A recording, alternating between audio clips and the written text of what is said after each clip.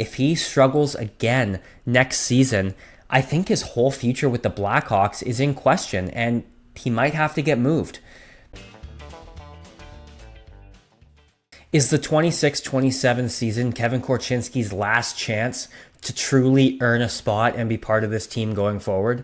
Welcome back to the Blackhawks Conversation. If you are new here and you're a Hawks fan, this is the place to be. I do a post-game show after every game. I'm live on YouTube during some games. I cover the team year-round just like this. So if you haven't subscribed already, be sure to. Because if you're a Hawks fan, this is the place to be. It's a ton of fun. We have a really fun community that just keeps growing. So definitely subscribe if you haven't already. Today, I want to talk about Kevin Korchinsky. This video might be a little bit on the shorter end compared to my recent videos. I know I've been doing some kind of longer form discussion videos lately, but this one might be a little bit shorter. But I just wanted to touch on Kevin Korchinsky here because he's still not signed, and it just has me thinking about his whole career path so far. What's gone right, what's gone wrong, and what does the future hold for this guy? So he was Kyle Davidson's first draft pick, 2022, 7th overall, his first pick.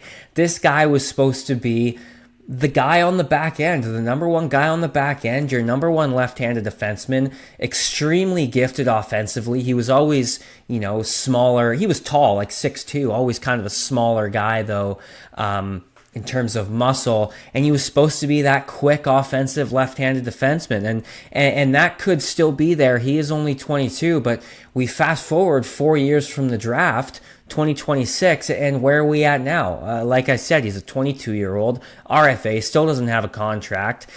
He's played 109 games in the AHL. He's got 53 points. He plays top pair minutes, all situations, power play, penalty kill. Is playing like a number one defenseman down there for Rockford. He's a two-time AHL All-Star. He was the 2025 MVP at the All-Star event.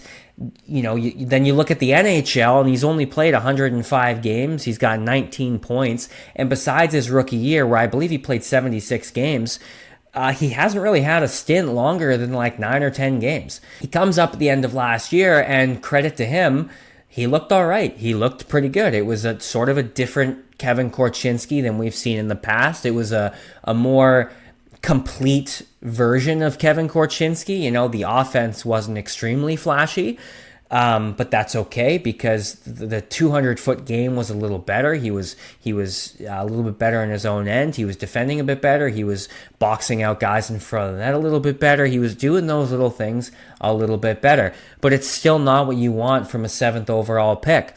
Jeff Blashill had some really good things to say. Jeff Blashill complimented his skating, complimented his ability to move the puck, which has always been his strength. Again, it's the issues have always been in his own end. The lack of strength. He can't box anybody out. He can't clear the front of the net. He loses puck battles in his own end. He struggles to retrieve the puck in his own end, behind his own net. Those have always been the issues. And you've been begging for this kid to put on weight and to get a little bit more physical. I mean, we saw back in, was it his rookie year? I think it might have been the 23-24 season rather, where Nick Foligno was told, go out and practice and bully this kid, essentially like toughen this kid up. Like that's the kind of defenseman we're dealing with here, and that's the kind of development path we're dealing with here.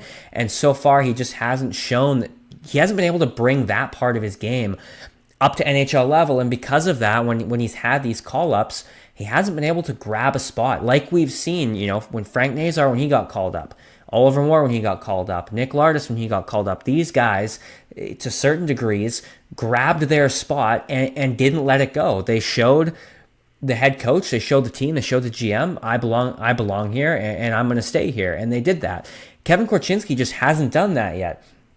And now we get to a bit of a crossroads in his career, in his development, where, like I said, he's 22 years old, he doesn't have a contract, and we're approaching the end of August here. So keeping in mind, on his next contract, he's not waiver exempt anymore. So it's not like they can sign him and send him back down. Because I know I just said all these negative things about Kevin Korchinsky, but he's not going to clear waivers. He's 22 years old, 7th overall pick, a gifted offensive defenseman who's done really well in the AHL. There's no chance he's making it through waivers. But you also can't really trade him because his value's so low. I don't think his value is the lowest it's ever been, just because of what he did in his call-up at the end of last year and kind of looked a little more like an actual everyday NHL player, but it's still not really high value. And we're at a point now where Kevin Korchinski's path to a top 6 spot on this team is dwindling. You have Bowen Byram, Alex Vlasic, Kaiser, Lev Schnov, Rinzel, and Cole. Those are your 6 going forward. So just on paper, Kevin Korchinski is your 7th defenseman. But the spot isn't his because you still have Ethan Del Mastro. Ethan Del Mastro also isn't signed. But and I'm not worried about these. They're going to get signed. I'm not worried about it. But Ethan Del Mastro is another guy who's going to be fighting with Kevin Korchinski for that spot. One of these guys is going to get that spot. I don't think the Hawks are going to carry 8 defensemen. Now, I could be wrong, but I don't think they're going to do it, especially with the abundance of forwards that you have that can make this team. I think back to Wyatt Kaiser last year and him being without a contract heading into training camp.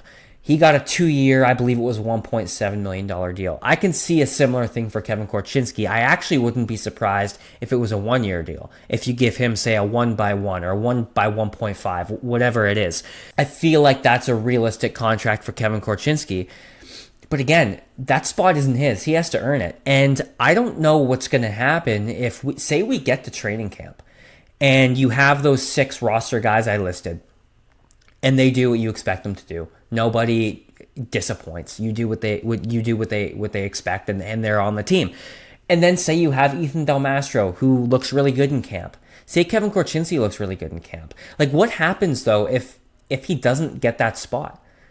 Are they going to be forced to trade him? Like, what's going to happen?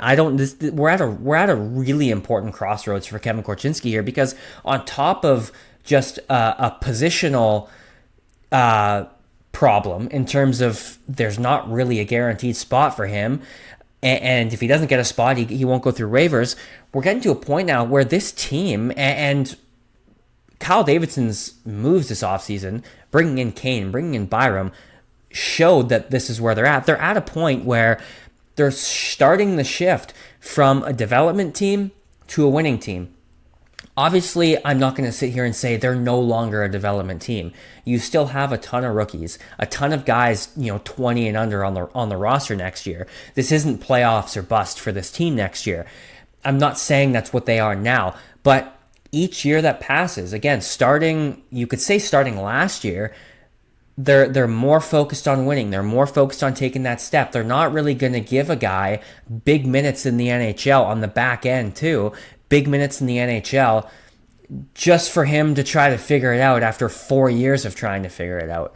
Now, I don't mean to just talk a bunch of crap on Kevin Korchinski. The guy was a victim of the CHL-AHL rule. In hindsight, hindsight's always 20/20. He should have gone back to the CHL. Instead, he gets put on a really, really bad, intentionally bad Blackhawks team on the back end, playing with, was it Jacob Megna, I believe he played most of his minutes with back there on the third pair. And if you're sitting in front of the screen right now going, Jacob Megna, who is that? Exactly.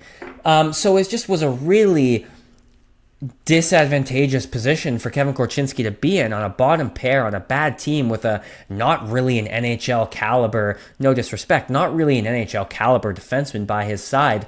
And again, Bedard was thrown in there, at 18 as your first line center, but that's different. It's Connor Bedard, first of all, and it's a forward. It's a little bit different. Still hard, but it's a little different. With a D-man, in hindsight, like I said, wrong decision.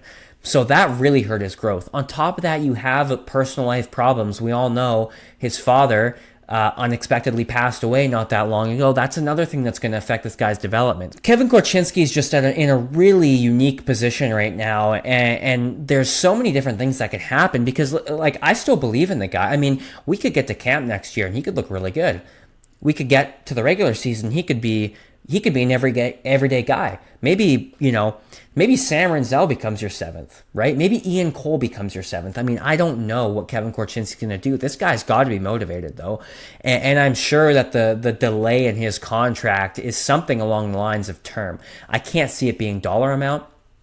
The guy has no legs to stand on when it comes to dollar amount, and I can't see him being like, I need 3, and the Hawks are at 1. That's probably not what's happening. To me, it's probably more of a term and opportunity thing. He wants to probably know he's going to get the chance, and he wants to know he's going to get maybe the amount of years he wants to get. But with Kevin Korchinski, we've been saying the same thing throughout all of his development here. Put on size, be stronger in front of the net, be stronger in board battles, win puck battles, learn how to play, for lack of a better term, like a man in the NHL. I feel bad saying that, but I don't know what else to call it. And I think he'll be okay. Again, he's only 22. He's a defense. Look at Simone Nemec. Like, it takes time, right? It takes a long time. But in hindsight, yeah, probably should have gone back to the WHL. So I would like to know what you guys think of this whole Kevin Korchinski situation. I think it's probably going to be a 1 or 2 year deal, around 1.5, 1 to 1.5. If I'm having to make an official prediction, I'll say 1 by 1.5. But it's going to be interesting because if he is successful, great. He could be part of this team moving forward. If he struggles again next season, I think his whole future with the Blackhawks is in question, and he might have to get moved. Again, we're slowly shifting from developmental team to team that wants to win. Again, it's not going to be next season. It doesn't happen overnight, but we're on that path. We're getting there, and he needs to hop on board. He needs to catch up, and he needs to hop on the winning train here, hop on the NHL train, and I really hope he does, because I have nothing but faith in Kevin Korchinski. I have confidence in him. I like the kid. I'm a fan of the guy. I want to see him succeed, but it's in his hands. It's completely up to him. So let me know what you guys think in the comments below when it comes to Kevin Korchinski, his contract, what he's going to do next year, what could happen if he's good, if he's bad, what are the potential outcomes? I want to know your guys' thoughts in the comments below. If you enjoyed the video, be sure to leave a like, send it to a friend, subscribe if you haven't already, and I will see you in the next one.